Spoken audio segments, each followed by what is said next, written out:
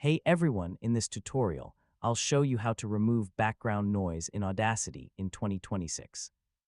Background noise can come from fans, air conditioning, computer equipment, or other constant sounds, and Audacity includes tools that can help reduce it. First, open Audacity and import your recording. Listen carefully and find a short section where the unwanted background noise is present without much speech or other important audio. This section is useful because Audacity can use it as a reference for identifying the type of noise you want to reduce. Select the Noise Only section, then open the Noise Reduction effect and capture the noise profile according to the available controls. After that, select the section of audio you actually want to clean.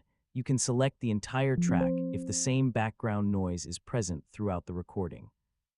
Open the Noise Reduction effect again and review the available settings. Start with moderate values rather than applying an aggressive reduction immediately. Preview the result if the option is available. Listen for both the background noise and the voice. If the voice begins to sound metallic, robotic, or unnatural, reduce the strength of the effect. You may need to experiment with the settings until you find a balance between reducing the noise and preserving the original recording. For voiceovers, it's usually better to keep a small amount of natural background sound than to overprocess the recording. Cleaner doesn't always mean completely silent. If the noise changes throughout the recording, a single noise profile may not work perfectly for every section. In that case, you may need to edit different parts separately.